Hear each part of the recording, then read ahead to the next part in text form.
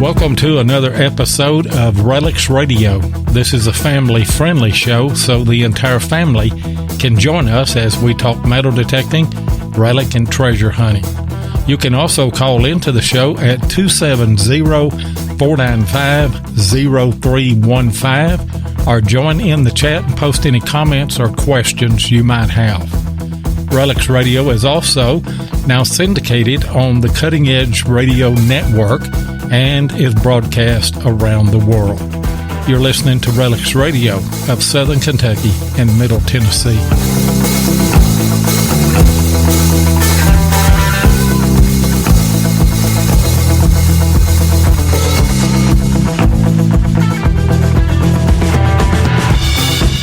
And you are listening to another episode of RELICS Radio. We want to welcome all of our live listeners here tonight on the Spreaker app, and we also want to welcome all of our listeners that are on the Cutting Edge Radio Network, all of our syndicated listeners. And we know that not everybody can listen live, and so there'll be some people that will have to pick up the archive show. Hello to you. And you may be picking it up on the Spreaker app. You may be picking it up on iHeartRadio, iTunes, Podbean, Apple Podcast. Anywhere there's a podcast, you're going to find us there because we are the world-famous RELICS Radio. And I am your host, Digging with Seven. And I'm your co-host, Tennessee Jeff. How are you doing today, Seven? Doing good. This weather's changed, and I love it. I do, too. I've been out 3 times so far, and then, of course, ended up finding a good hole with a lot of bullets in it. I'm sure everybody's seen that. But, I've seen that. I'm anxious to get out tomorrow. Me and you're getting back out tomorrow, and for the first time in a while. So been a long time. Yeah, been a long time since me and you got to get out together. And I'm looking forward to it. I'm not going to drive up tonight. As most of you don't know, but Jeff and I are about an hour and a half apart. He's down in Middle Tennessee, and I'm in Southern Kentucky, and it takes me about an hour and a half, I guess, to get down there, hour and 15 minutes. But looking forward to it. We're going to have some really good weather, and I'm looking forward to getting back together and hunting some more and see what treasure we can dig out of the ground, see how much fun we can have again. Yeah, we'll dig something, that's for sure. It may be a square nail, but we'll find something. Well, that's history, too. It sure is. I've been looking forward to this show here tonight because we have got a fabulous guest. And we had a phone call trying to come in. Guys, we will not open up the phone lines here on the show until about 55 minutes into the show. And then we'll open them up. You guys be patient. And the chat is filling up. And I know that there's a lot of people that are probably wanting to talk to our guest because we've got a super guest tonight, don't we, Jeff? We sure do. I mean, he's amazing with everything that he's found and then the way he's got started. So, Cody Drake, how you doing, buddy? I'm doing great. How are y'all doing? Just fine. Sitting here of course, it's unseasonably warm here for us this time in October. Normally, it's a little bit cooler. And then somebody's gotten a little argument. Somebody's walking by the door. Sorry about that. But yeah, last week it was still in the 90s, and then this week it's cooling off a little bit, and the ground is pretty much in a decent shape. So we're ready to get out and do some digging. So yeah, and it's supposed to be in the 30s come Saturday night here. I can't believe that. But that's good digging weather, I'll tell you it is. And like Jeff said, Cody, we've been excited about getting you on the show, and me and Jeff have kind of looked through your stuff. And I'm going to let him kind of kick things off tonight, and looking forward to it. Well, thank you. I've been looking forward to the show, too. Well, thank you very much. I mean, Mark Hoover done a great job, I can already tell. But tell us a little bit about Cody Drake. when did you get started, and what sparked your interest in metal detecting? Well, I got started in 1993 when my family moved from Houston, Texas to Gilbert, Arizona, and my father got religiously involved with gold prospecting. And, you know, I was just an 8-year-old boy, so I tagged along for the adventure, and once I started finding my first flakes of gold, I just never turned back. And one thing led to another, from gold panning to dry washing and sluicing, and then metal detecting, and then trial and error with metal detecting, because there is a right and a wrong way to do it. And it just kind of just went from there. You know, I watched a video of you were being interviewed a couple of weeks ago, I guess, when it was, and then you were talking about when you were out prospecting with your father at the camp. You would just kind of wander off and then go exploring. And see, that's pretty much, I mean, an 8-year-old boy. I mean, that's what you do. And then, of course, I mean, that's really the way you start finding other stuff instead of prospecting for gold. But I mean, you done a great job that way. Do you remember your first metal detector, and do you still have it? My first metal detector is a Tesoro metal detector, and well, that was my father's first metal detector, actually, and I have his. My first one was a mine lab, and I can't remember the name of it. It was blue and white, and it was from the 90s, and it doesn't work anymore, but I don't have that. Yeah, it's my first metal detector. 7. I know you don't still have your first metal detector, do you? No, I sure do not, because you talk about an antique, because I started in about 75, so yeah, it's really an antique now. I sure don't. I saw a picture, I think it was on Facebook, where you had taken your cap off and you were standing in front of the detector. What company was it? That was Tesoro metal detector. Tesoro, because they've gone out of business, haven't they? Yeah, they did, and I did a moment of silence in front of the store, and my wife took a picture of it. I thought that was neat, but you know that it still is, even though they're not in business. That still is a really good detector in some applications, isn't it? Oh yes, absolutely. When I go out nugget hunting, I'll still always take out my Tesoro Lobo, because it was designed to find gold nuggets, and it does a great job at that. And it's also good for relic hunting too. Do you know what frequency that machine runs on? Because I think that's the key. I think the higher frequency, if I'm not mistaken, the higher frequencies are the ones that are more tuned toward gold. Is that right? I believe so. And yes, that's right. Yes. And Tesoros are workhorses. I mean, they're definitely worth the money, and they're not really expensive either, and they're still around. Yeah, you can still buy them, and there are still people that work on those and update them and everything, you know. And I've heard a lot of good things about them. But when you first started out, what kind of stuff was you finding with yours? When I first started out, I started finding beer cans, bottle tops, tin foil, gum wrappers, you know, all that normal fun camping stuff that everyone leaves behind. Yeah. And then transitioned into what?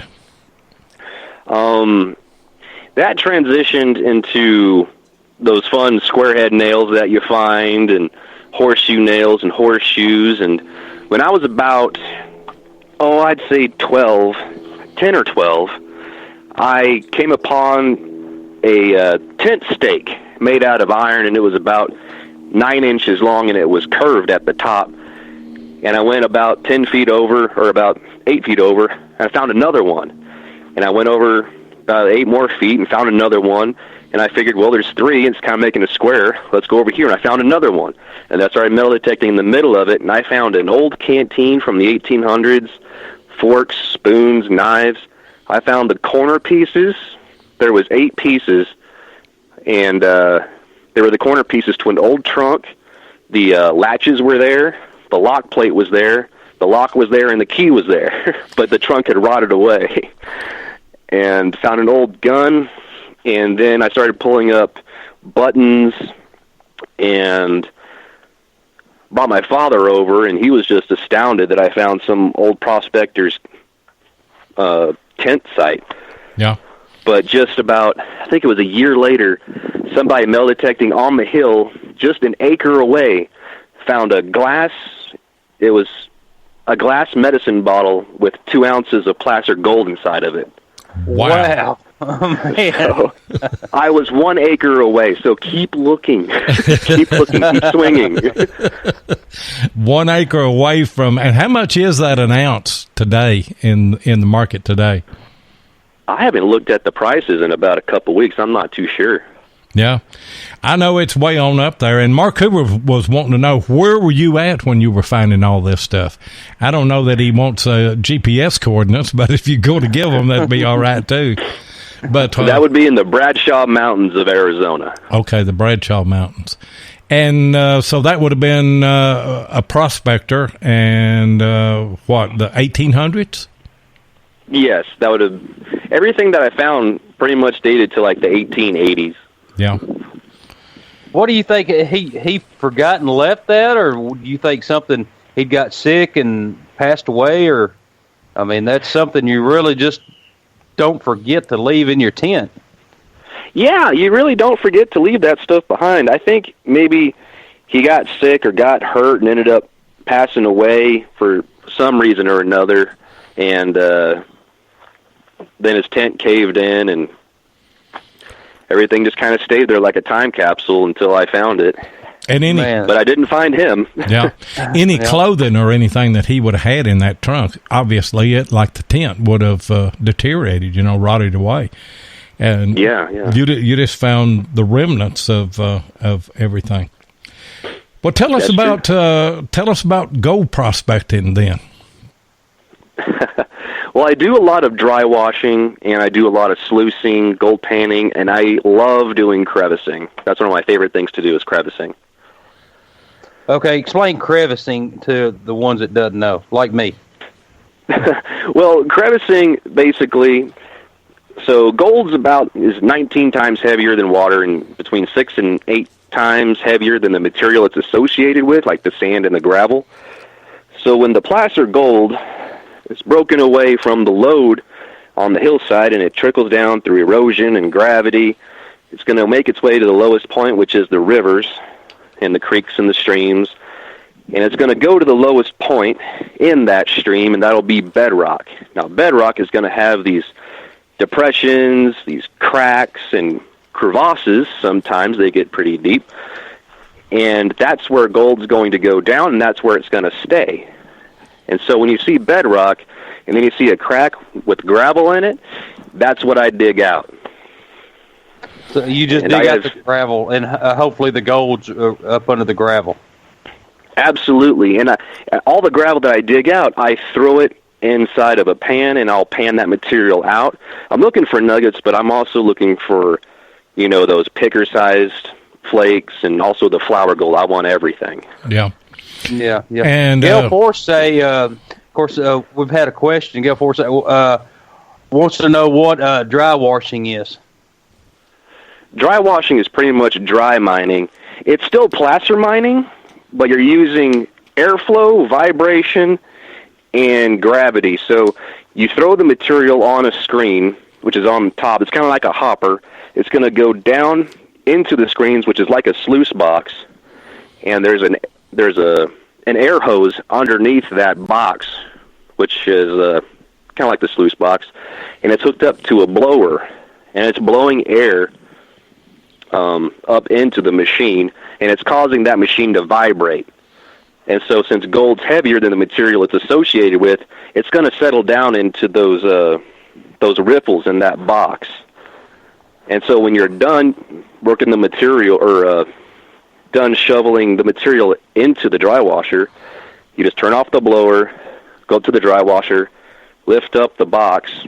You're going to take your sheet of material, dump it into a bucket, and then pan it out. Panning is going to be the ending result of what you find, and you'll figure out if you're in a good spot or not. Man, of course, a lot of our sites, I mean, of course, we'll go to East Tennessee every now and then. Of course, I've got a place in North Carolina that I'd brought back some tailings from, and actually I'm still going through the tailings. And it's harder work than any YouTube video puts it out to be. I mean, it's very hard work, and I figured that out after I had 7 buckets, 5-gallon buckets full of material that I brought back, and that's been a year ago, and I'm still working on it. Of course, I'm not continuing with it. I'll just do it a little bit at a time. So, but it's still a lot of work. Yeah. Hey guys, we need to run a commercial break, and we'll be back in just a minute. We are very excited to announce that Calico Metal Detectors is now the major sponsor of RELICS Radio. Calico Metal Detectors has provided customers with the best metal detectors and accessories for over 60 years, and they offer the largest selection and best deals on metal detectors guaranteed.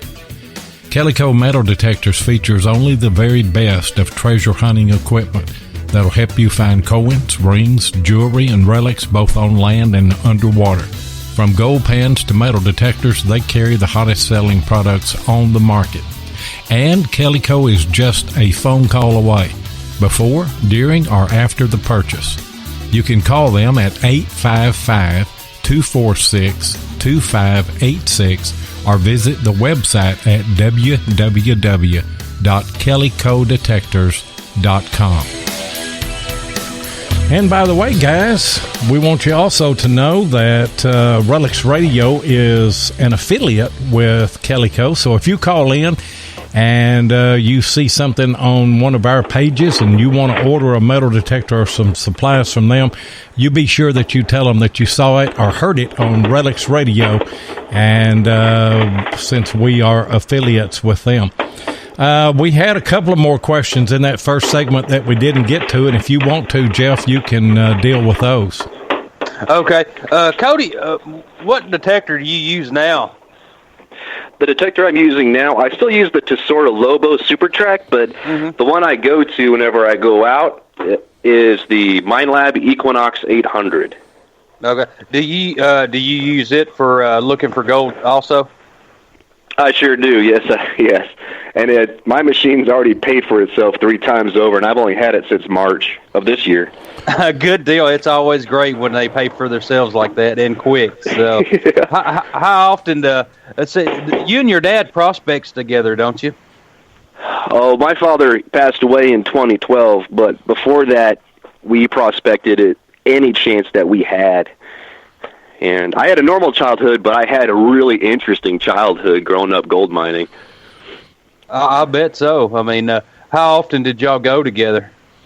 Pretty much every weekend for about 17 years, I think. It was crazy. And sometimes we'd be gone for just, one day, just scouting out an area. Sometimes we'd be gone for just Saturday, Sunday, or Friday, Saturday, Sunday, Monday. And then there's times where we'd be gone for like a week or two in some spot. And it was a good time. Yeah, I bet it was. I mean, I would love to have that opportunity with my dad also. But I mean, I say it was a lot of fun. So, but can you tell about your early years and the influence of the paleontologist and archaeologist? Oh yes, when it was about 1996. I was 11 years old. My father read in the newspaper that a woolly mammoth had been discovered in a brand new construction site for a housing development just 2 miles south of where we were living in Gilbert. And he goes, "Son, do you want to go dig up an old dead animal?" And I said, "Sure, let's go." And we drove down there, and my father talked to the professor who was in charge of the dig, and his name was Brad Archer. He was the paleontology professor at Arizona State University.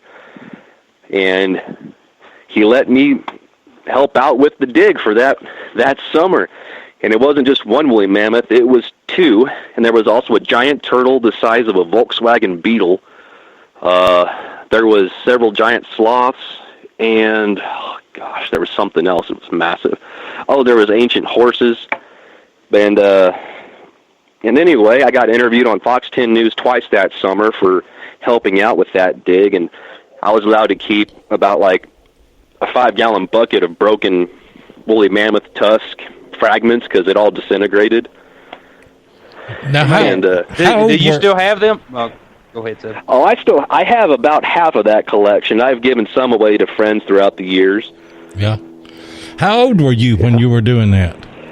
I was 11 at the time. Oh, 11 years old. Well, man, now you really got into it young then, and gained a lot of experience there in doing that. But you know, one thing that stuck out to me, because they've always been of interest to me, is the petroglyphs and the Spanish markings and things. Talk about that a little bit, if you will. Oh yeah, so like going back on what you said earlier, I would wander off when I was a child, and my father, he was a career Marine and Vietnam twice, and I guess he trusted me because I would just wander off into the Arizona desert, and I had a 9-round .22 revolver on my hip, and I'd be gone for hours or all day, and I would just explore every nook and cranny. I'd go up to a mesa and find Indian ruins, and I'd find cave dwellings. Some of the stuff would have still like yucca sandals inside of the ruins, and I'd pick them up, look at them, put them back down, and you know, I had a lot of fun. And even at a young age, I was drinking out of the springs and creeks, and I've never been sick doing that. But I started finding a lot of petroglyphs, and I would jot them down, because back then, in the 90s, well, the only internet we had was kind of like AOL dial-up. Yeah, yeah. Google really wasn't a thing. I don't think Yahoo was a thing yet. But at least in the mid-90s. And so I started researching the petroglyphs by, opening up a book. And I started matching them up. Okay, this is like a food symbol. This is corn. This is a solstice. This is water. And there were some of them that I didn't know what they were. Couldn't find any pictures in books to reference. And so I would go to, my father. He would drive me to ASU, and we would go to Brad Archer. Brad Archer would take us to the anthropology and archaeology lab, and we were talking to the professor of anthropology, and she was telling us, oh, yeah, that's a hunting symbol. This is a migration symbol. And she said, these symbols, I don't know what they are because they're not native. Those are European. Oh, really? And and then those were turned out to become Spanish petroglyphs. And so at a young age, I learned how to distinguish Native American from Spanish petroglyphs. And that's one thing that's like one of the greatest tools in my belt since I've started this whole treasure hunting thing. Now, explain how you do that. Well, the number one thing when you walk up on a petroglyph site and you see Native American petroglyphs, I want you to look at the coloration, the patina. So in Arizona and the Southwest and other places in the world that are arid environments, there is something called desert varnish. Desert varnish is millennia and millennia and millennia of sun-baked rocks mixed with erosion and small bacteria growth.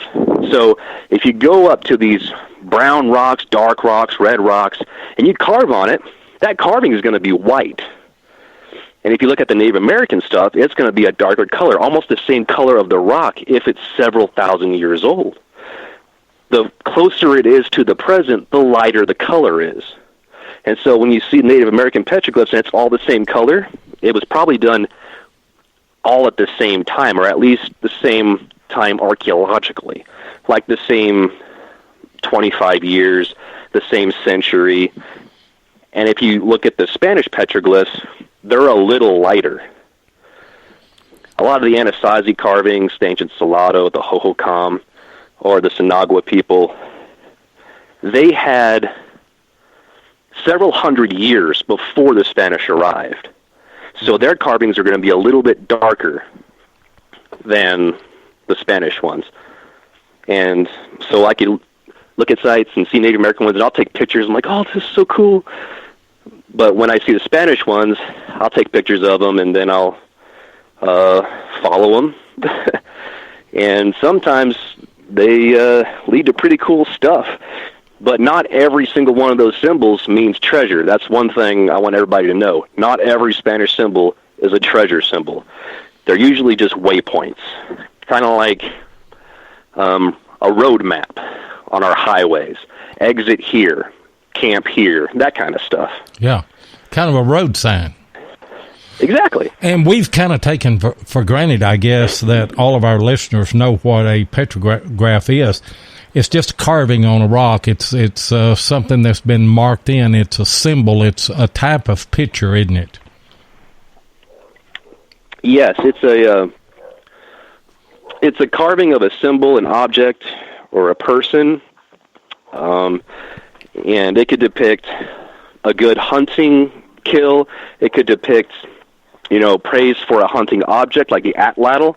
The atlatl handle is depicted all over the Southwest, and it's basically a single line with a loop at the top, and that's the handle for the actual projectile of the atlatl, which was used for thousands of years. It's still used in some small arity regions of Africa and South America. They still use it to hunt with in the jungles, and it's been around for who knows how long. So the petroglyphs, sooner or later, they will disappear. Will they get the same darkness as the rock that you won't be able to see them anymore? Well, they'll get the same color as the rock, and the archaeological community can't really agree on what time frame that takes, but it's about 2,000 years for that. It's about 2,000 years, give or take 500 years. But eventually it will go to the same coloration, but those carvings won't disappear. They'll just be camouflaged. Okay. Well, I was getting so unless you know what you're looking for at the boulder, you're not going to see them. Yeah, it's no telling how many petroglyphs are out there that you just really can't see unless, you know what you're looking for. Oh, absolutely. Well, we had a question from Bill Marsh. I've seen them on National Treasure. They took a bottle of water and poured water on the rock, and it made them come out. Yeah, go ahead. It's not that easy. I wish it was. Yeah, go ahead. Go ahead and ask Bill's question there, Jeff. Bill Marsh had a question. Do you know the materials that the ink was made of from the petroglyphs? Well, the symbols weren't made by ink. It was done by chipping. So what they would do is they would get a rock, and they wouldn't do line scratches like a lot of us do on rocks today. It was kind of like a pecking. So they would get a rock, they would push it on there, and kind of grind it clockwise or counterclockwise, and they would do that repeatedly over and over and over again to get a good, solid picture. Because sometimes if you scratch a rock and you go back a couple years later, that scratch is gone because you didn't leave an indentation in the rock because it's rock hard. So you get a rock which is of a more dense material than the rock that you're carving on, and you just kind of grind into it, one grind at a time. Man, and eventually you'll come up with a indented picture inside the rock which will last centuries. Yeah. And now the $1 million question: what have you learned from those, and what have you found by following the information that you found on these petroglyphs? Well, not only have I been able to find, Indian ruin after Indian ruin after Indian ruin, which are to this day not on the archaeological record. They're just out there, still exposed to the night sky, and some of them are pretty close to the cities, and they still have amazing things inside of them. But I've also found Spanish encampments, Spanish fortifications, which were makeshift, Spanish mining operations, and in the early 2000s I found over 1,000 Spanish coins and artifacts from a Spanish encampment. And that included 3 gold coins, about 30 silver coins, and the rest were copper coins, but also broken flintlock weaponry like flintlock escopetas, Michelet pistols, bridles, Spanish stirrups and spurs and encamping tools, like spoons and everything. They didn't have a lot of iron back then, so they had to make do with what they had. So some of those forks, you could tell that at some point they were a chisel. Yeah, you could tell. Yeah. And mining equipment also, and yeah. Now, how far would a camp on on a normal situation? You find a petroglyph, and then you interpret what that means.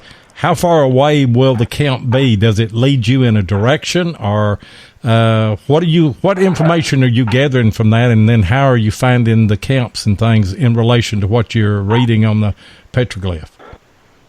Well, the Spanish soldiers and the miners were just, the same people as we are today. They would travel the path of least resistance, and since they were of military escort, they were presidial soldiers, and a presidio is a church fort. That was a frontier fort. The Alamo in Texas was a presidio of some kind. Yeah. Like Presidio La Bahia and Presidio San Saba in Texas. They're church forts. They're fortified churches. And that's where the mission would be. That's where the ranching would be. That's kind of like the satellite of civilization in the Spanish colonial world in the Southwest. So the presidial soldiers would escort miners. The soldiers were also miners, and the miners had been soldiers at some point in time. So they're looking for secured water sources, a spring, a tank, which is an indentation in the bedrock, which holds water during the drought season. And once you find that, you want to keep that because you need water. Your horses, your mules, and your donkeys need water, and you want to replenish your energy for a few days before you get on the move again. You might even leave a couple of soldiers there to secure that water source. And so they would travel along the streams, the creeks, kind of like, well, the streams, the rivers, and the creeks were the highways of the day because you need water to survive. And they traveled by leagues, not by miles. And a league is about 2.6 miles in, our calculation. Yeah. And so every league, they would leave a marker. And they wouldn't carve these huge megalithic statues like a lot of people believe, because they're in an area where the environment wants you dead and the locals want your possessions or they want you dead. So you're not going to hang around for a long time. That's like if a bunch of us prospectors went to Afghanistan and said, let's carve this huge statue. Right. We're not going to want to stay very long. So they would prop up a rock. They would make a small carving, which doesn't take more than like 30 minutes, and then they're on the move again. Yeah. They did their job, and now they're going down the trail. But they're when they would, oh, sorry, go ahead. Well, they're just leaving a highway marker, aren't they?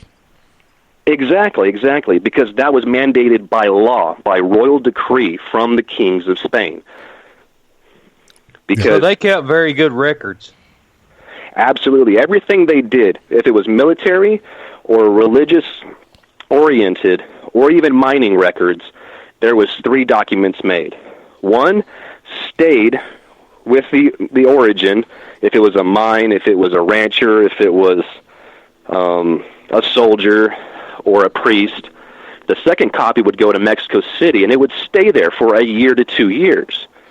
The third copy would be immediately sent to Spain, to the archives of the Indies. And, that's where it would end up anyway. But the one that went to Mexico City would stay there for a year or 2 and then travel to Spain. Just in case anything happened, 1 copy would survive. And so they were meticulous record keepers. Wow. Sounds like it. Hey, we've got to run another commercial, and we'll be right back. Man, this is interesting stuff. T-shirts are a perfect way to get your brand recognized, whether you're talking about a business, a club, a sports team, your YouTube channel, or whatever. But you may have asked, where can I get quality, affordable shirts on demand? Well, I'm glad you asked. RELICS RADIO uses DetectTees.com for all of our T-shirts, long sleeve shirts, and hoodies. That's DetecTees.com. Ken and Mark Guthrie make quality shirts that last, they ship quick, and best of all, they're affordable. So if you need customized apparel, then go to detectees.com and be sure and tell them that Relics Radio sent you. And as most of you know, we had a contest thing from Pound the Ground where we had the banner there, and you go up and you get your picture made with the personalities from Garrett. And we had 7 people that put their picture on that page, and we said that we would do a random number draw today. And we did that, and Sheila Betty, I think is how you say it. It's B-E-D-I. Sheila Betty won that. So she's going to get a sweatshirt or a hoodie of her color and size choice from Ken and Mark Guthrie at Detectees. And by the way, we want to thank everybody for coming up, and we want to thank Garrett and Kelly Coe and Relics Radio for representing us there at Pound the Ground, and a special thanks to Detectees for this prize tonight. And I noticed that Ken is in the chat there. We appreciate you, brother. Go ahead, Jeff. We're not quite through with everything I want to know about that segment, are we? No, we sure aren't. How did you make the transition from just being the average metal detectives to looking for real treasures? Well,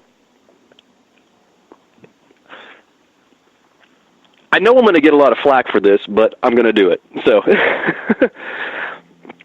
growing up and just prospecting and treasure hunting the Southwest, you'll run into a lot of great people that are also treasure hunters, and you meet people that have been treasure hunting on a site for 20, 30, or even 50 years, and they haven't found a single artifact to put in your hand to back up that theory.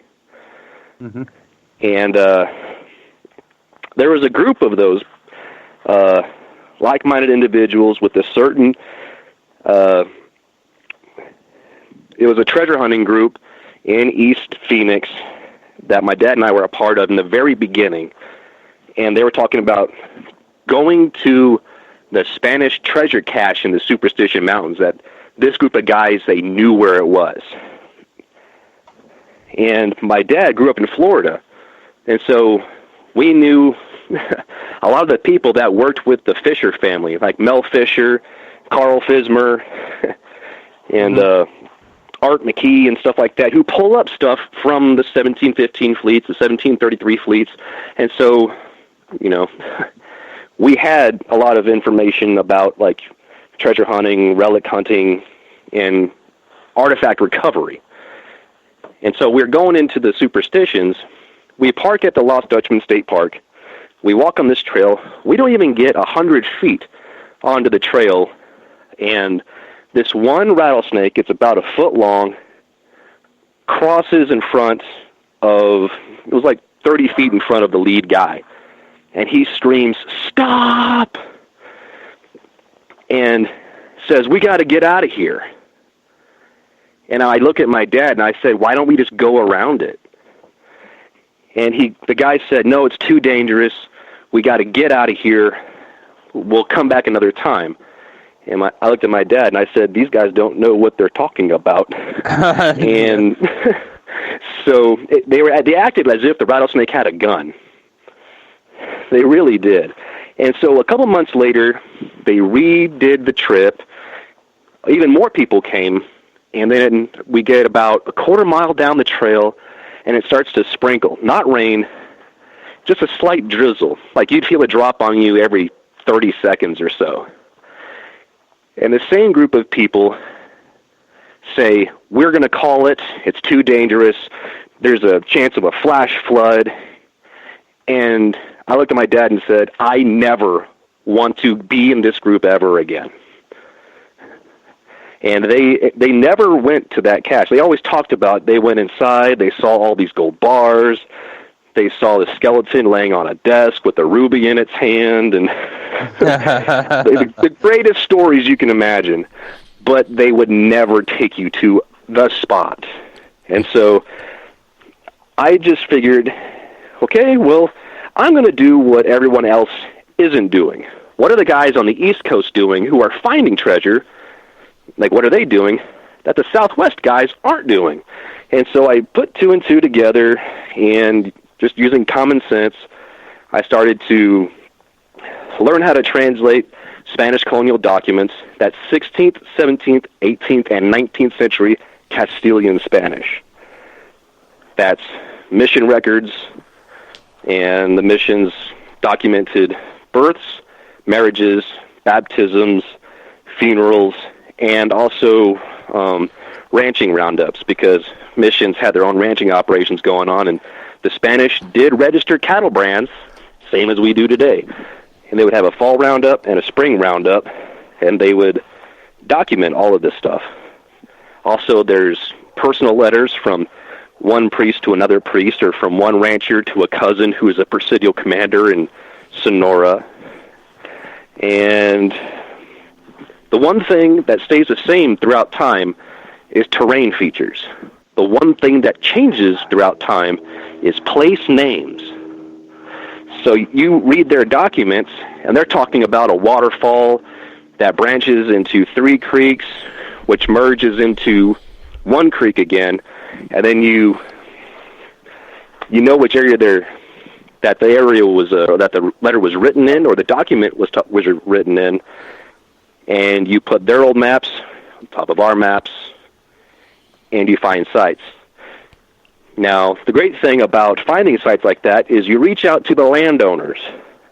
As long as it's not on state or federal land, approach the landowners. And you can ask for permission. I do it all the time. And just be nice, courteous, dress nice, dress clean. Because the great thing about our country is the people own the government, not the other way around. So anything you do on that private property, as long as you have full permission from the landowner, what you and the landowner discuss and come to an agreement with, the local, state, and federal agencies have no jurisdiction on what you do. If you find a stack of gold bars, it's yours and the landowner's. Man, so how many acres does say a property owner own out in Arizona? Like here, if we're looking for a campsite or something, we may have to ask 10 different people for permission. Oh, I imagine it's no different. Some people live in a suburban setting. Some people that out in the country could own like a half acre, a quarter acre, and like the place I was at for this past week, that rancher owns 55 square miles. Good, that's what I'm talking about. Yeah, the place where I found the Spanish gold coins, the 3 gold coins and those 30 silver coins, and all those other artifacts, that was about a 33 square mile ranch. And it's changed ownership about 3 times, but I still have full permission to go out there and metal detect and still have an agreement with them. And it's beautiful because even after a heavy rain, you don't need a metal detector. You just go out and be like, oh, there's a bridle. Yeah. Oh, there's a stirrup. Yeah, because the ground is different than it is here. Things will be more exposed there. But what is your greatest discovery, and how did you find it, and what did you find? My greatest discovery would have to, well, number one, my gold coins are kind of like, I felt like Gollum in Lord of the Rings, like, my precious. Yeah. I'll never sell those. But one of the greatest finds I ever had was I was inside of that same area where I was finding the coins, but just about a mile away, and I found a beaten up, and it was rusted, but it was a Spanish morion and the breastplate, and they were inside of an alcove. The back plate had somehow, at some point in time, fallen out of the alcove or got pushed out of the alcove, and it was exposed to the elements, and it was almost nothing. You could barely even do anything with it. You couldn't even try to restore it. It was just, you picked it up, and it was just flaking off in your hand. But the helmet still had some remnants of the leather still inside of it. And I did what anybody would do. I put it on. There you go. So, I was thinking about the club that you went with earlier, and then, of course, they kept on coming up with excuses. Well, I would have just eat the rattlesnake for supper and washed it down with the flash flood. I mean, that's so. Right? Well, when I started finding, I started finding, campware, and then I started finding coins. And when I started pulling up, like, 2 silver coins, and then 5 silver coins, and then 10 copper coins, and I'm finding a knife, and then I find a ring, then I'm finding a belt buckle. I'm thinking to myself, yeah, I don't want to go home. I wouldn't either. No. And so I brought out with me, just thinking that was going to be a normal trip, and I had 5 days of food with me, and I stretched that for a long time. I had taken previously, before I found this stuff, I had taken 4 desert survival courses over the span of about 4 years. On top of the stuff I learned from my father from his time in Vietnam, because he was ordnance disposal and he would go out with the infantry. And so he had a lot of neat little tricks about survival in the jungle that did pertain to the desert in a lot of ways, like how to catch food and how to kind of extend your food supply, how to dehydrate out there, and how to make a fire pit, which is, number one, it's a fire pit, it's a stove, and it's a dehydrator all in one, and he taught me that. But when I found these coins and everything, I said to myself, well, I'm not going home. And I was in a position at the time where my rent was paid in advance, my bills were paid in advance, and I went out there and I had a girlfriend, and I came back out 58 days, 57 nights later, and I was single.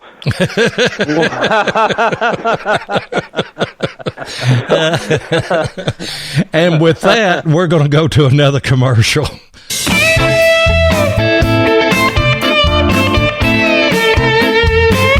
If you want to keep up with what's going on in the metal detecting world, then you need to be a subscriber to American Digger magazine. Butch and Anita Holcomb are the publishers of the magazine and have won awards for 3 straight years for being the best digger magazine on the market. American Digger magazine is available in both print and digital formats, so no matter where you live in the world, you can enjoy the latest happenings in the hobby. You can get in touch with American Digger magazine by going to americandigger.com or give them a call at 770-362-8671. And be sure and tell them that you heard it on RELICS Radio. And as most of you know, I am the producer and a co-host on American Digger's Relic Roundup every Monday night at 9 o'clock with Butch and Jeff Lubert. So come over there and catch us. And the name of that movie is going to be How to Lose a Woman in 55 Days, right? 58 days. 58 days. Okay, I'm sorry. Yeah, 3 more days to that. Wow, what a story. Yeah. What a story. Yeah, I can see. Yeah, I hunted jackrabbits and rattlesnakes, and I made Paiute deadfalls, and I had meat every night, and I ate cattails and prickly pear pads, cholla. I made cactus fruits of every kind you can imagine. And I can tell you can get incredible shape on the cactus and rabbit diet. I bet you can. You really can. And did you learn all of those survival skills from your dad?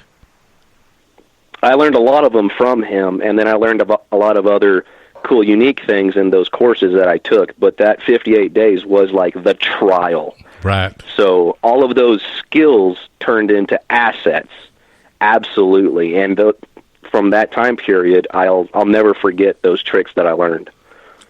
And I still use a lot of those today. Even when I go out prospecting for a few days and stuff, I'll set out a couple of Paiute deadfalls and stuff, and it just it spreads out your supplies. So if you pack out like several days of supplies and you set out Paiute deadfalls, it's a combat multiplier. So you're hunting without expending the energy to go out and leave camp. Yeah. And you can make them as big as you want or as small as you want.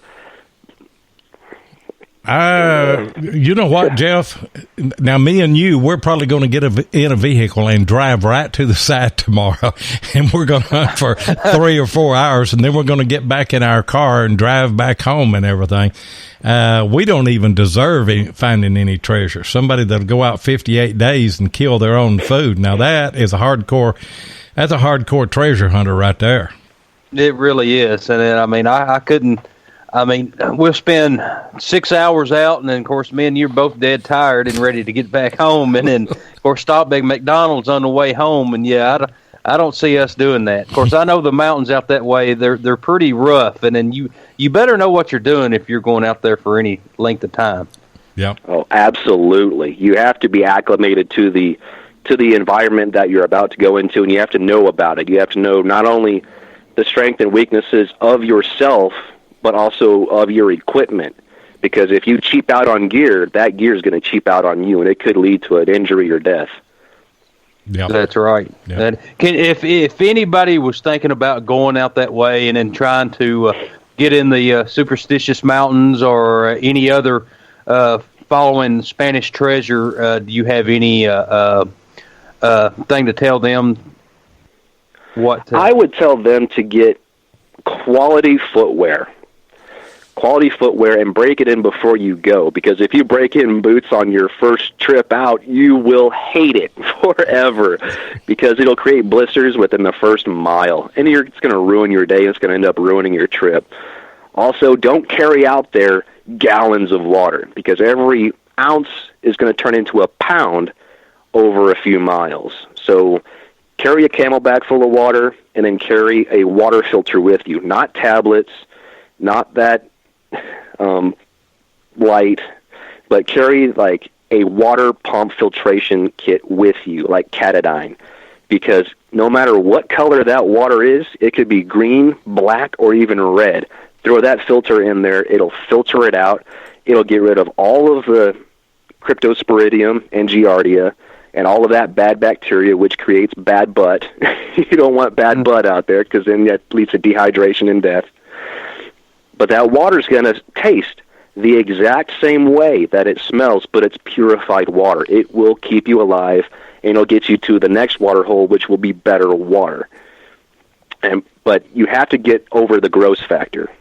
You know, there's a lot of people don't know that the gross water out there that might smell like pee, take a bandana, throw it in that water, extend it out, wave it in the air about 3 times. Even if it's 110 degrees outside, that wet bandana is going to cool down to a nice 69 and 70 degrees. And it's going to wrap it around your neck and your face, and it cools down your arteries.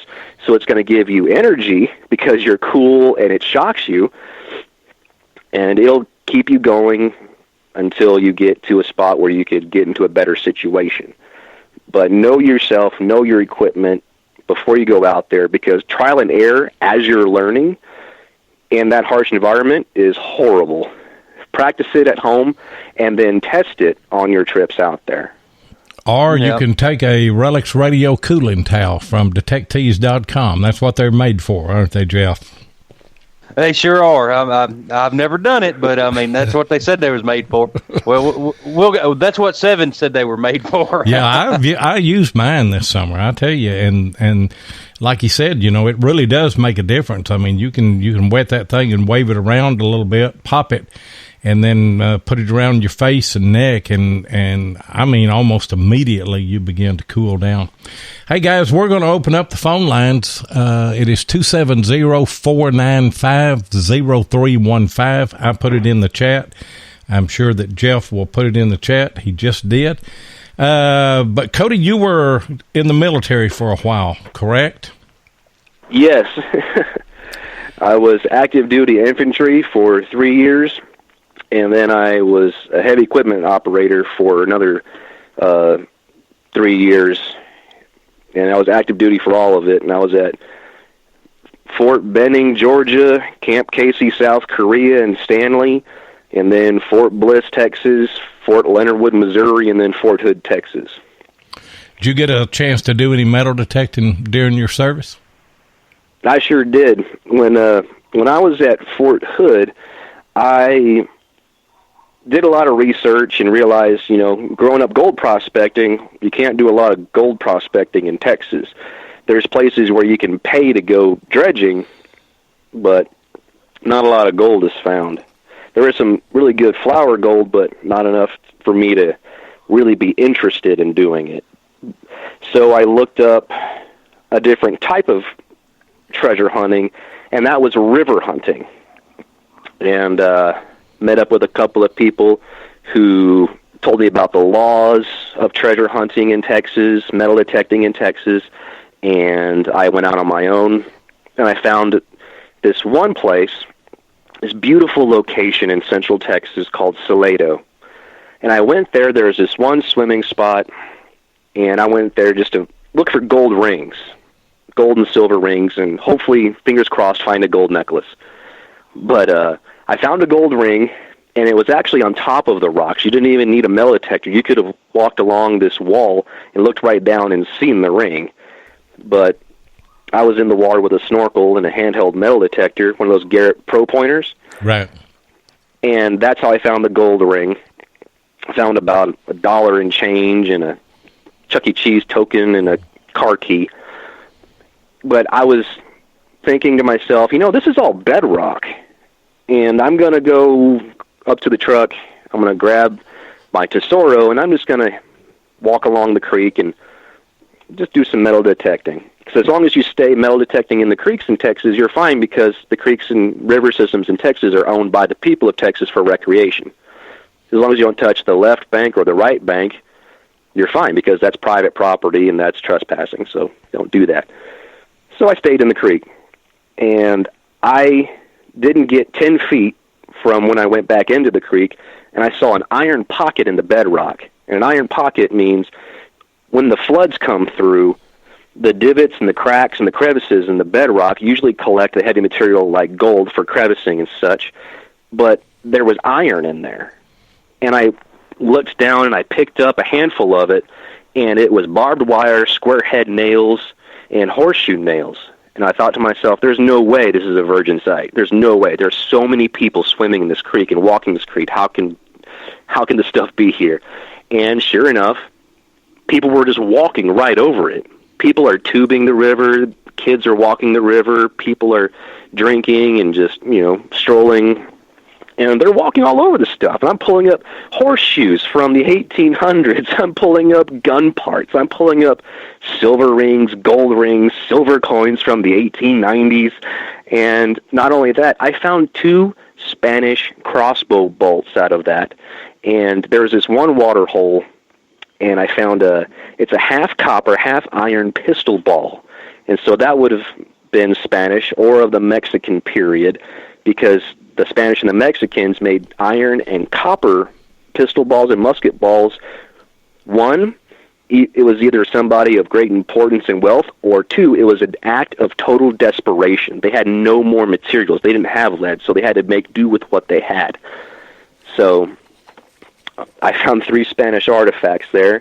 I found a open-top revolver pistol when I was snorkeling and free diving. I would just dive down 10 feet, and the pistol was opened as if somebody had unloaded it or was about to load it, but they dropped it or threw it in the water pool, and it was from the early 1900s, and it turned out to be, I think it was a single-shot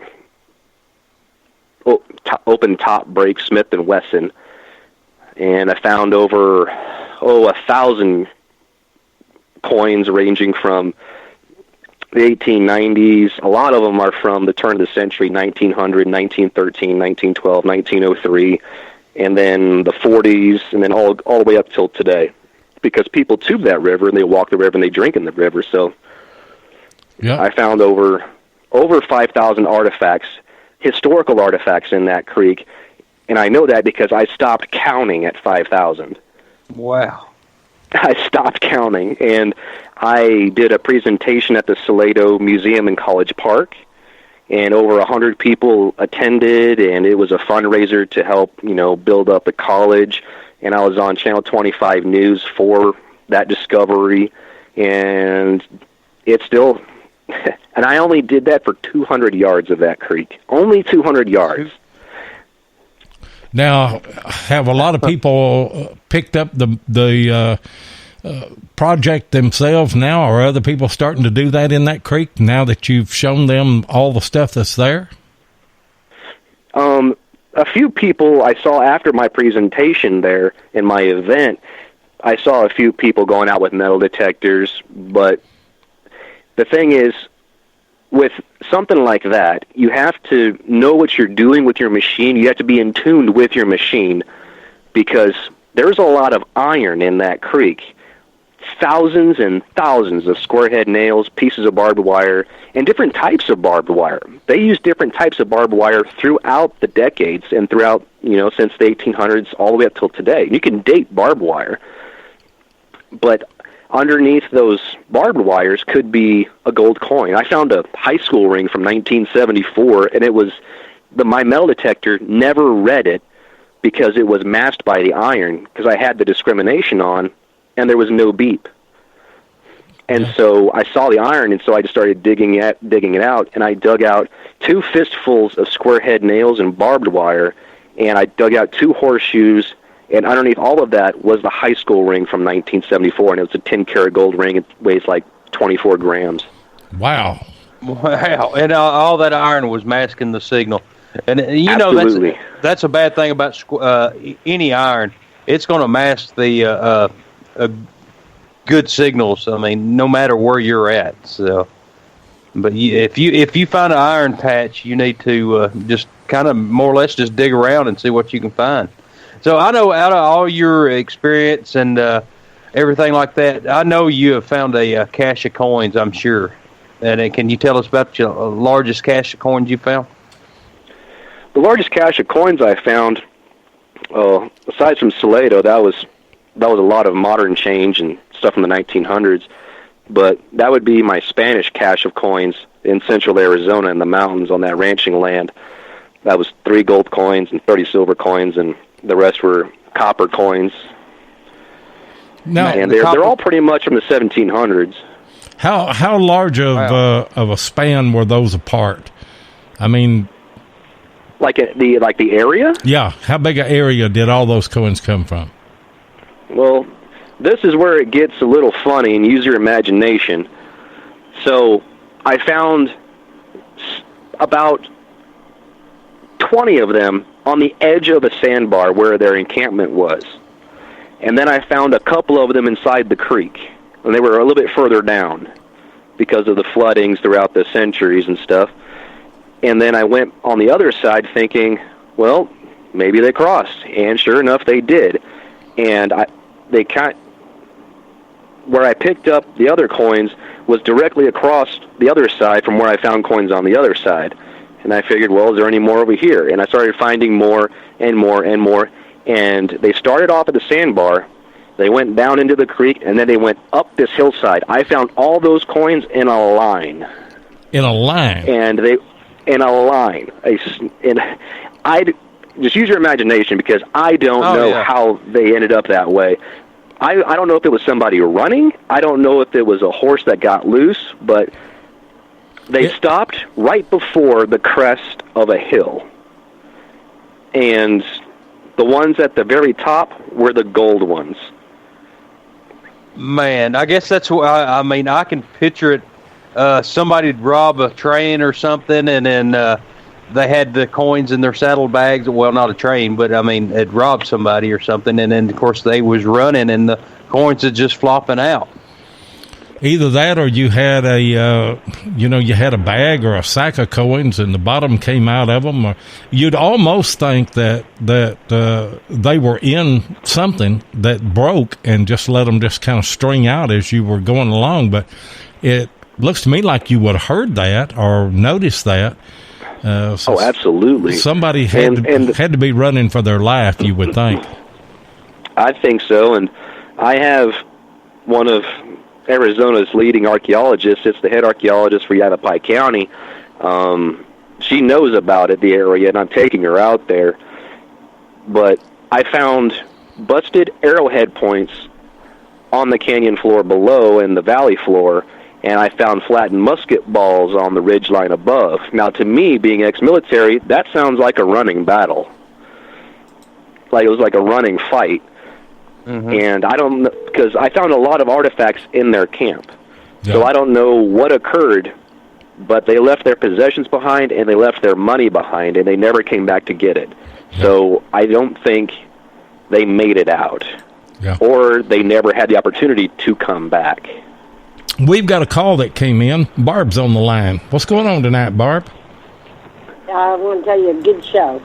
Hello, Barb. Thank you very much. Yep, appreciate that. Yeah, really interesting. So have you ever heard of Judicolor Rock? I don't think I have. I don't believe so. Well, it's about 2 miles east, I think, of where I am. It is really interesting. I'll put a link in the page on the chat so you can check it out. But it's a shame. It used to have a roof over it. It's really, really big rock with petroglyphs on it. I forget how big it is. And it used to have a roof over it. And I guess the roof needed repairing, so they took the roof down. And now it's really deteriorating, which stinks, because I think I've seen it for the first in 94, maybe even earlier than that. Nice. They said there was 3 of them there, and one got buried during the mining years, and the other one, they have no clue, if it got covered up or what. But nobody can figure out what the symbols are. Everyone has their own theory. It looks like a map. But they don't know. I mean, they just don't know. And Barb, that's interesting. You might want to tell Cody where you're located at. He doesn't know where you're at. Oh, I'm sorry. I live in Cullowhee, North Carolina, a place nobody's heard of. It's very close to Cherokee, North Carolina, so where the Cherokee Indians were in this area. But they're estimating it to be 2,000 to 3,000 years old. Wow. Okay. That's fascinating. I was actually in your area just about 3 weeks ago. Are you kidding? I was in, I think it was Brasstown. Oh, God, yes. Yeah, I was just in your area. Oh, my God, and they didn't take you to Judicolor Rock. Yeah, I wish I would have known you then. I would have stopped by. We could have checked that place out. Yeah, and actually it's owned by the town, so you actually can metal detect around it.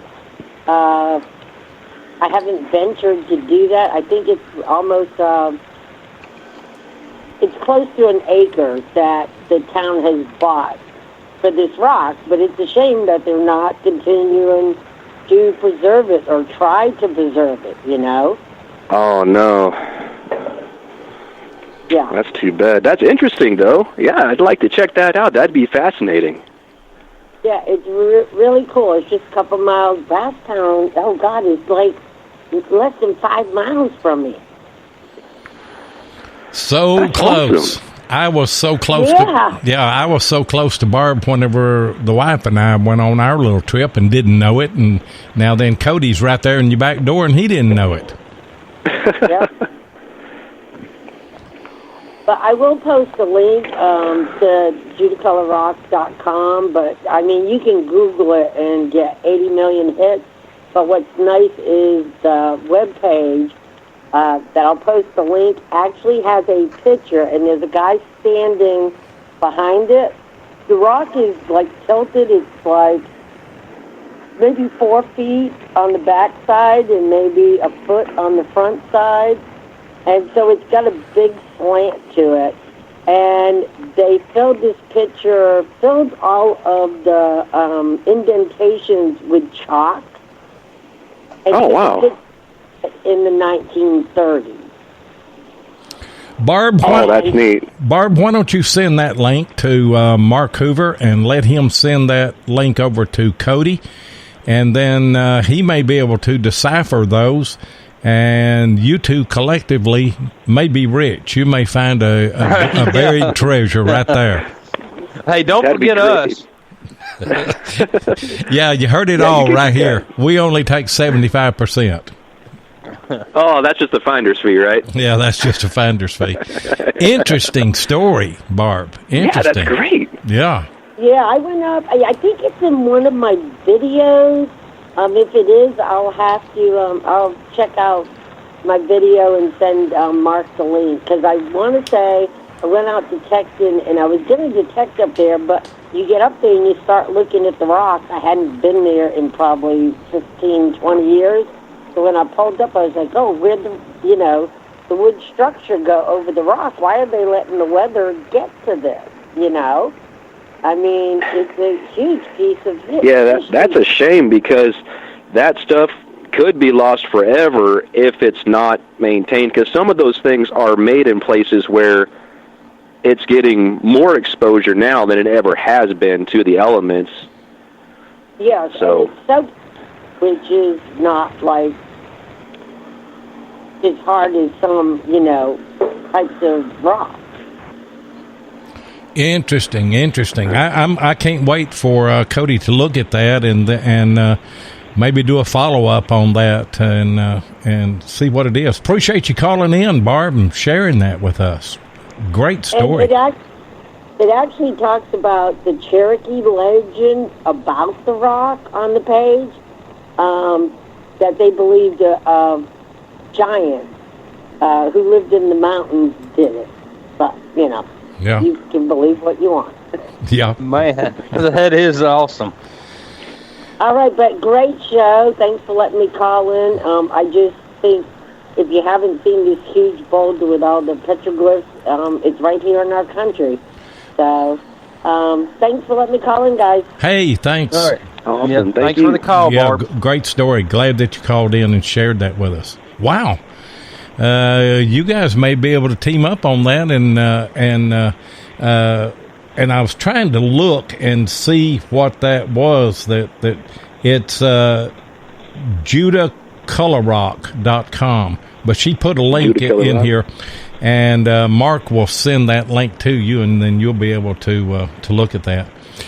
Hey, we're excited to hear that you're going to be on the Discovery Channel soon. Tell us about that. That is true. So I just got finished filming with the Discovery Channel with actor Rob Riggle. It's a brand new television series with actor Rob Riggle. It's his show, and I was on one episode of it as the treasure hunter and survival guide on that show.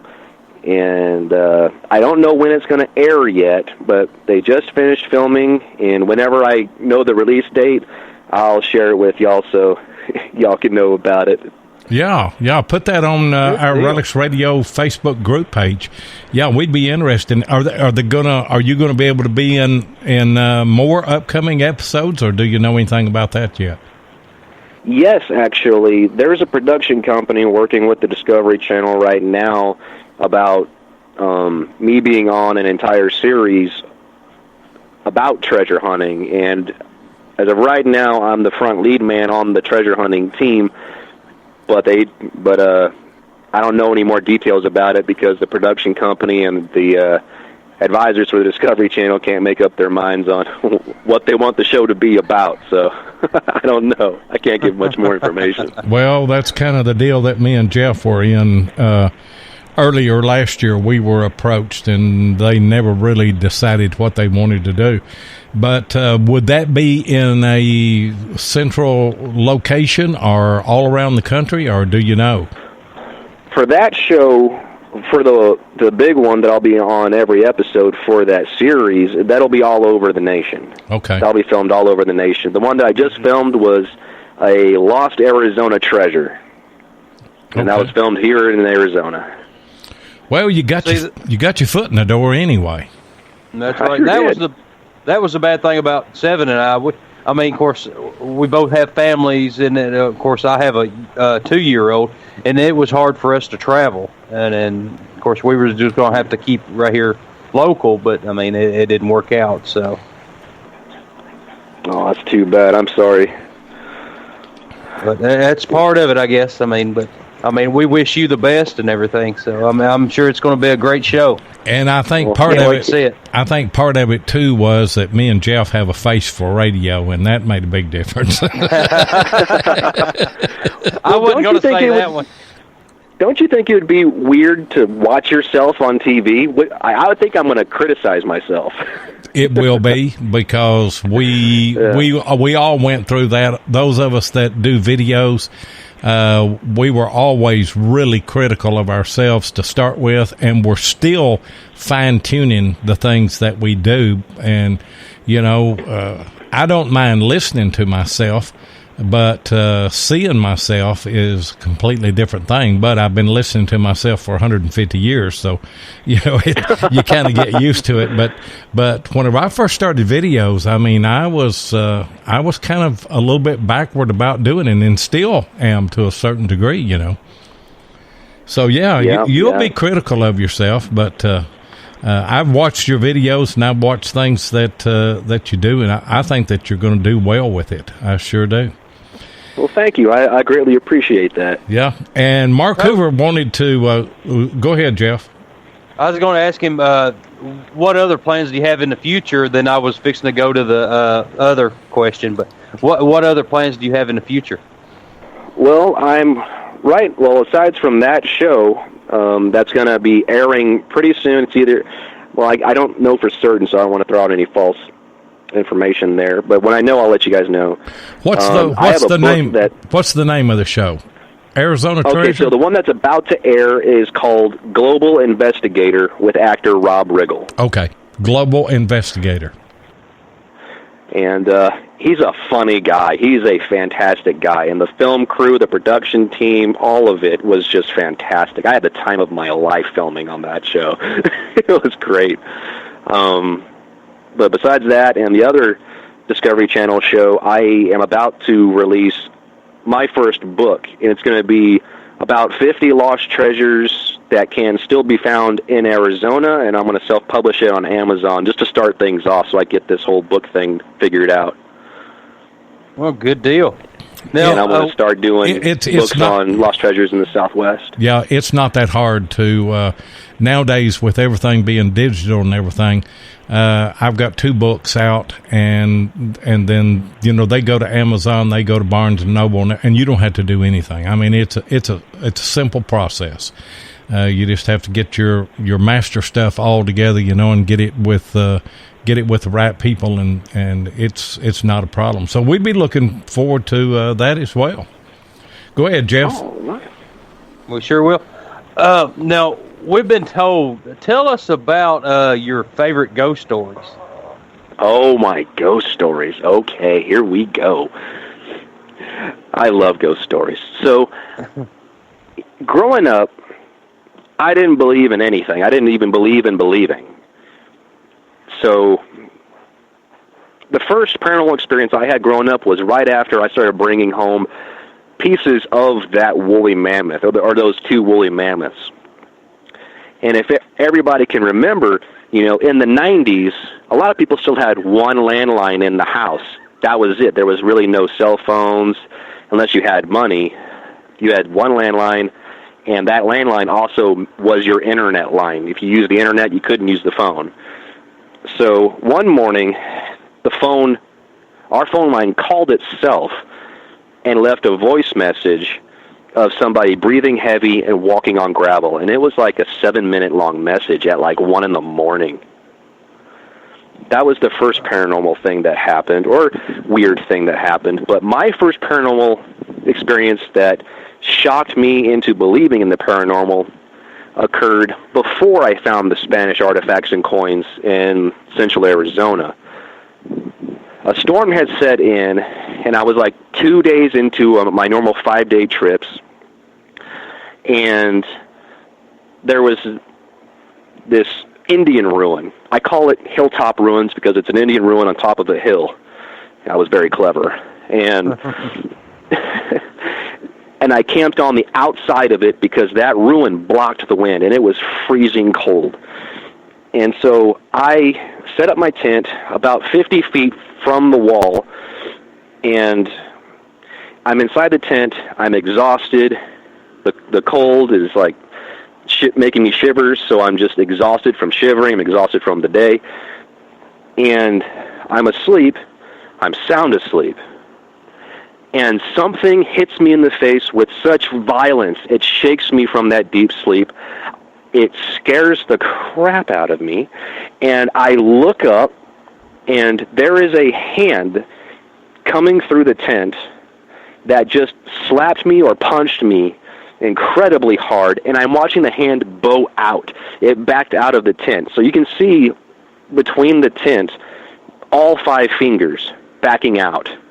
And I grab my revolver, and I'm in the middle of nowhere. It was about 10 miles to get to this point. I grab my revolver, and I shoot where that hand was, and it catches the tent on fire. I come out of the tent, and there's nothing. There is no one. No blood. It is dead silent. There is no more wind.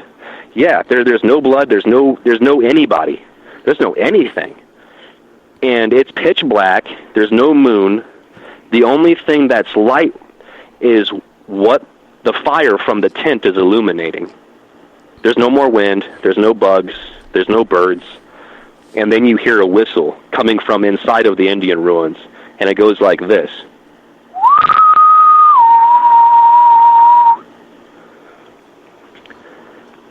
What? And then the fire burns out, and it's completely dark.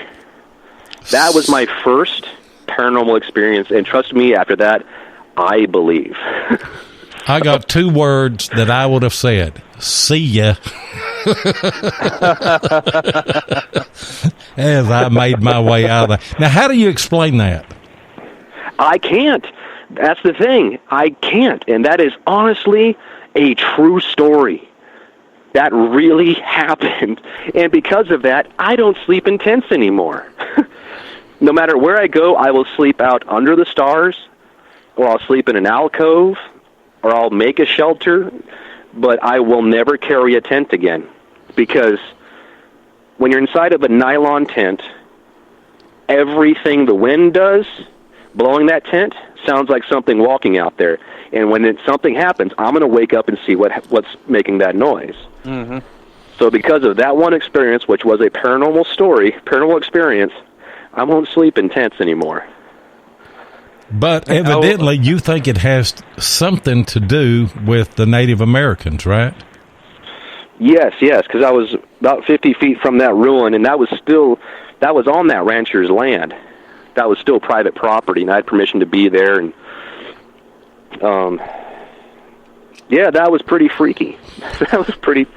And for your information, don't sneak up on Cody when he's camping out, because he is packing. And he shoots first and asks questions later. Wow, what a story. Is that the only experience that you've ever had like that, or have you had additional ones? I have experiences all the time, and I've had a lot of experiences going inside of old mine shafts from the 1800s and early 1900s, and there's a lot of those in the Bradshaw Mountains. Well, there's thousands of mines in the Bradshaw Mountains, thousands and thousands of them, but there's a lot of them that are actually, I would call, haunted. One of them is down Walker Road, just south of Prescott, that I frequent a lot. And when you get halfway inside of this mine, you can hear 2 men talking at the entrance of the mine. You don't know what they're saying, but you can hear their syllables. Right. So one person says like 4 syllables, one person says 3. And the deeper you go into the mine, you can still hear them talking, but when you exit the mine, there's nobody there. Oh, yeah. And inside of that same mine, in about 2011, I went in there with a headlamp, a flashlight, and a digital camera. About 100 feet in, my flashlight dims, and then it dies. And I turn on my headlamp, and about maybe a half a minute later, it too dims and dies. So all I have left is my digital camera. And so I'm still exploring the mine using the flash from the digital camera. And I'm feeling around on the walls, and I look at the picture. I continue until I think where the flash ended, and then I take another one. And I've been in that mine several times, but, so I know there's no pitfalls or anything. But I didn't notice until I got home. I had taken about 1,000 pictures, and I was deleting them, and at the back of the mine, there was one picture, and it looks like a woman hiding her face. And I'll send that link, I'll send a picture of one of the normal pictures from the mine, and then I'll send you that ghost picture. And that's the only ghost picture I have. Well, I don't know what the Discovery Channel is thinking about with you, but I've got a suggestion. Don't you, Jeff?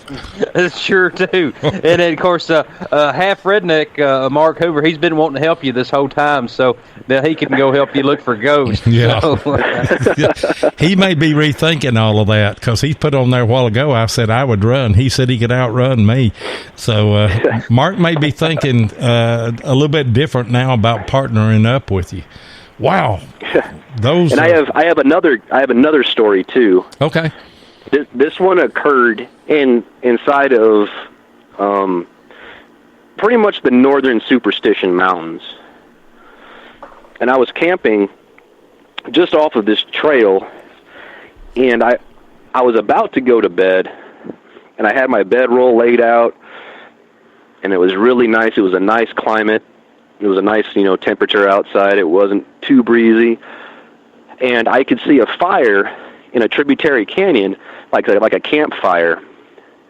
And then I could hear a baby crying, and I could hear a man yelling. And I'm thinking, okay, somebody's camping, and it's just like the family's arguing. But the man's yelling louder and louder. And each time he yells, it's kind of like a second longer than the last, and so I'm thinking somebody's hurt. And the moon's out, the sun has set, and I love night hiking, and so I can move pretty quick through the desert and stuff. Since that 58 days out there, I can move pretty quickly through the desert, even in the moonlight. And as I get close to the canyon, you can smell the smoke, but the fire's gone. And I'm in this canyon. There's no fire. There was no fire pit. There was no anybody. And I'm like, okay, I know what I heard. I can still smell the smoke. And I went back the next morning after going back to camp and going to sleep, a very uneasy sleep that night.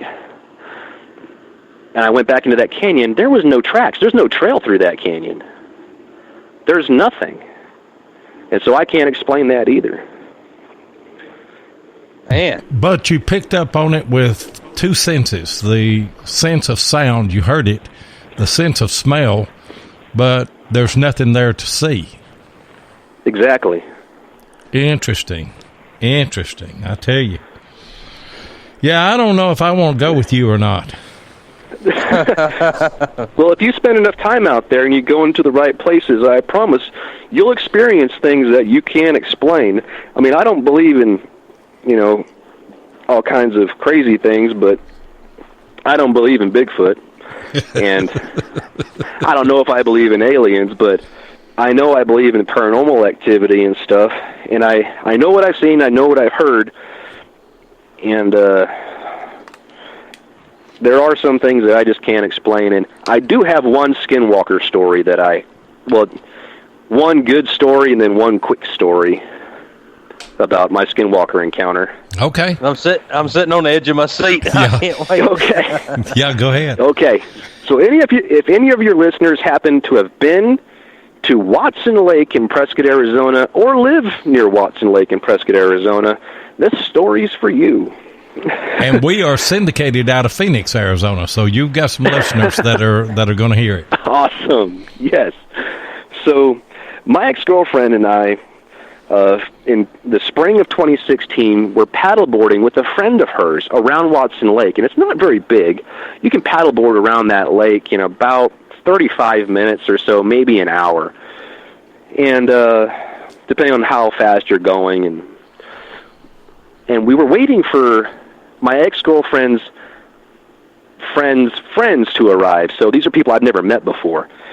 And there's a dock at Watson Lake, and then there's a ramp on the northern end of the lake. And we were coming around that northern end, because that's where her friends were coming. And the lake was pretty high at the time, and we're kind of paddleboarding around these granite boulders. There's a little small, like, it's a pretty big group of boulders that kind of made up a small, like, 15-foot long canyon, and we went through there, and the paddleboards made it through. And then we're coming up on the big group of granite boulders which surround that northern end of the lake.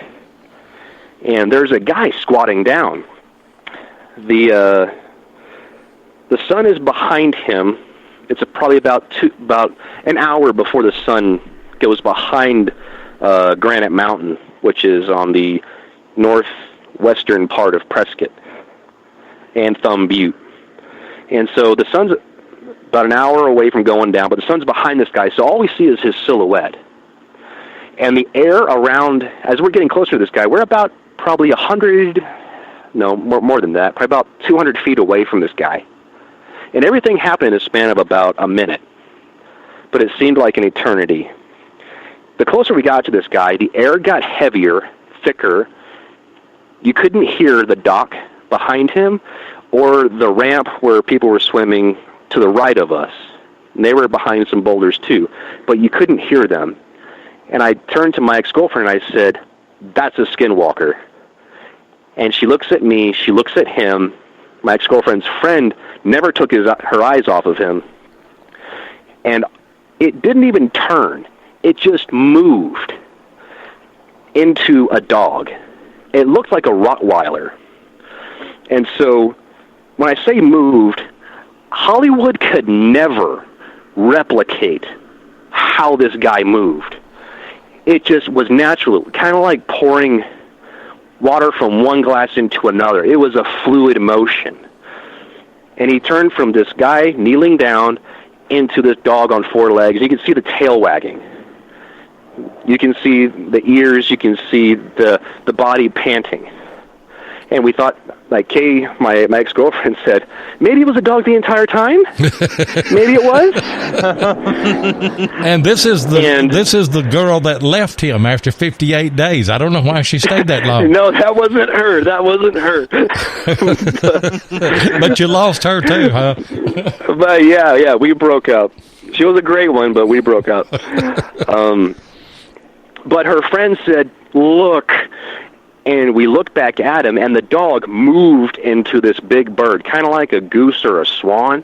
I don't know, but you can see the long neck, you can see the tail feathers, you can see the wings, and the wings were flapping slowly, kind of like how a goose or a swan does. You can see the beak. And my ex-girlfriend says, maybe it was a duck the entire time? And then it literally went in reverse. It went from that big bird back into a dog. It just moved so fluid. I mean, that was so impressive to me. And it moved from the bird into the dog and then back into the man who was kneeling down, and then the guy stood up. And when the guy stood up, my ex-girlfriend screamed. And I looked at her, and she looked at me, and her friend looked at me, and we looked back. The guy was gone.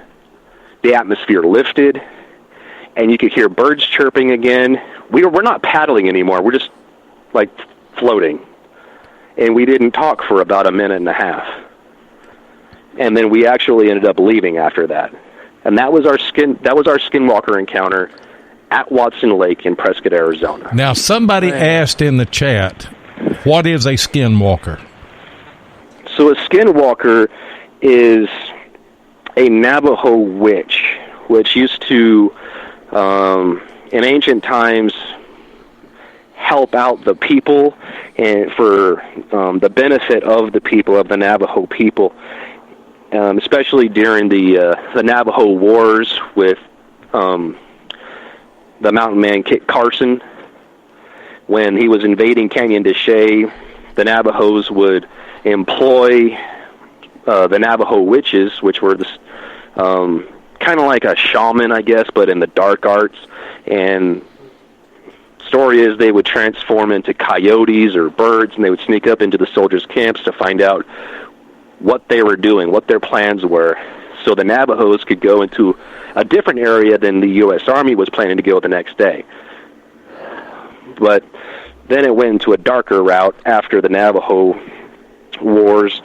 And so when you see a skinwalker or you hear a skinwalker, it's basically trying to lead you to your death.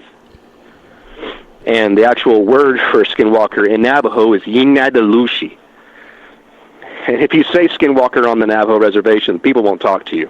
If you say Yinadalushi, they'll walk away from you and distance themselves from you very quickly. Because they think if you talk about them, just talking about them, it'll bring them. And my quick story was that same ex-girlfriend and we went to Chaco Canyon in northern New Mexico, northwestern New Mexico. And this was after that skinwalker encounter at Watson Lake. And I said, okay, so this is still skinwalker country, but hopefully we're not going to have the same situation that we did at Watson Lake. This is the Anasazi area, so I'm going to go to the restroom. I'll be right back. And she's in the parking lot right outside of Pueblo Bonito, and I'm going inside the public restroom, which is about 200 yards away. We parked pretty far away. And the restroom was towards the south. The ruin is towards the north. And she's right by the trail, which leads to the ruin of Pueblo Bonito. And she heard my voice calling her name from inside the Pueblo. And it made her cry. Because she knew I went to the restroom. She saw me go into the restroom, but she heard my voice coming from inside the ruin. And it made her cry. So that's my second skinwalker story. Wow. Now, Cody, do you have anything that goes on inside your home? Do you think they just follow you? Well, I'm glad you asked that. It's quite interesting in my house. I find all kinds of artifacts, especially just from Salado alone.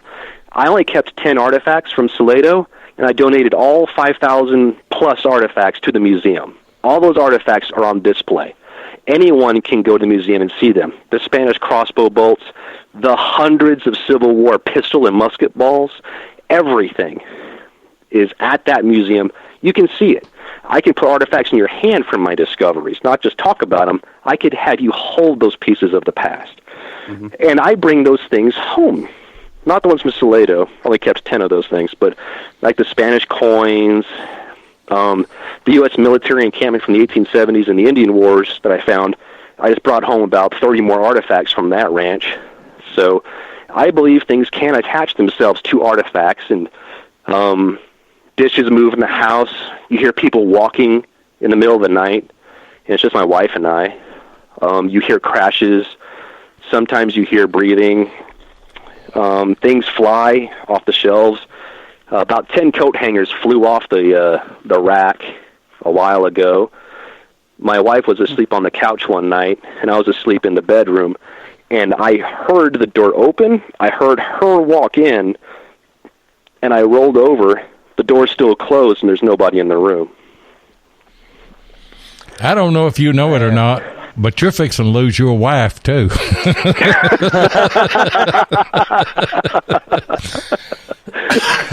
I'm just saying. Yeah, I'm just saying. Because you brought the bad, somebody said in here, you brought the bad mojo into your house with everything that you've done. That was Tim Henderson. Yeah, you brought the bad mojo. Well, it's not bad hauntings. It's just interesting hauntings. It makes noises. It moves things. I'm not getting drug into the bathroom in the middle of the night by something. It's nothing like that. But well, we had an open date on the show, October the 31st, which is Halloween. We may just have you back and continue this conversation. That would be great. Oh, I love telling my ghost stories. Yeah. I love that. Well, Mark Hoover, he was big on them. He said, be sure that you get him to tell you some of the ghost stories. But we'll have to have you back because we're out of time tonight. But you've been a great guest, and I've put most of your links in the description here, but just real quick, tell everybody how they can get in touch with you, your YouTube channel, Facebook pages, and what have you. Yes, if you want to look me up or get in contact with me or see my Lost Treasure articles, just go to Facebook, Instagram, or YouTube and go to the search engine and type in The Arizona Treasure Hunter, and I'll pop up. All right. That's what everybody needs to do then, and get some more of these stories and information and finds and everything. Learn more about Cody Drake, and we'll be looking for you on the Discovery Channel. Jeff, I'll let you say your piece, and then I'll close the show out here.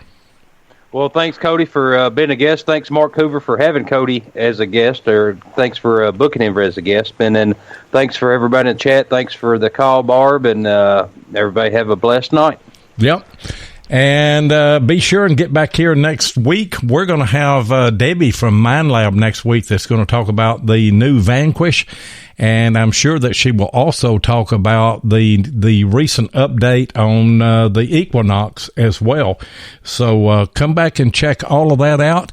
And we'll see you next Thursday night at 8 o'clock Eastern right here on Spreaker.com.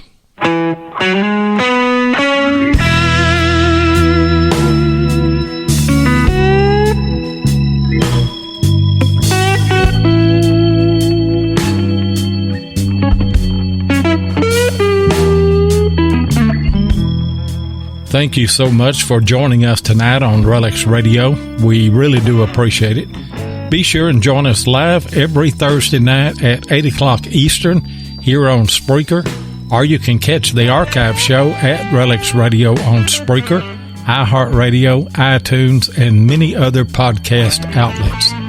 RELICS Radio is also syndicated on the Cutting Edge Radio Network and is broadcast around the world.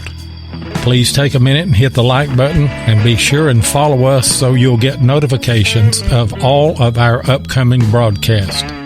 You can also find us on YouTube at Diggin' with 7 or Tennessee Jeff, or you can check us out on our RELICS Radio Facebook group page or Adventures in History on Facebook. If you'd like to get in touch with us, then send an email to relicsradio@outlook.com. We'd love to hear from you. We hope that you'll join us next Thursday night, and until then, get out there and dig some history.